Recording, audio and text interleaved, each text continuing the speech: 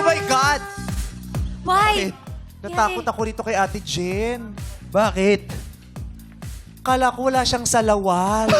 Hala, skin tone niya. Natakot ako. Sabi ko, ha? Nude Baka color kasi. mag-Hong Kong ulit tayo. Kala ko nalaglag niya yung salawal niya. Kala ko nag-CR siya, tapos nagmamadali.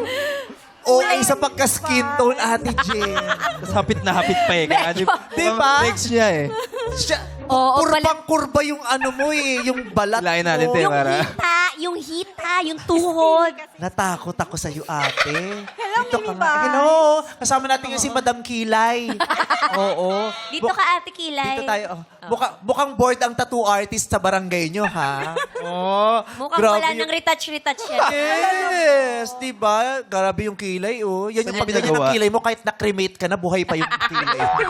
Di ba? Oo, iwan ka na ng lahat. Kilay mo nandiyan pa rin. Yes. Pero nanay, dyan sa susunod, pag ganyan ang kulay ng pandan, lagyan mo ng konting design. Para ano? Kinabahan Oo nga, sa TV. Oh, aminin mo, mukha ka nakahubo. Oo nga. Di ba? Taas, buti na lang, paano ko nakataas Hinahin pa to? natin ng konti. Buti na lang, Nanay. kasi mali mo ko nakataas yan, tapos yung zipper niya itim. Diba? Diyos ko, dahil, baka magtatakbo na ako sa takot. Wala silang ate to. Hoy, inimagine mo. Parang may ganyan ata kayo, te. Sabi niya, uy, may ganyan ako, hindi ko nasusuot.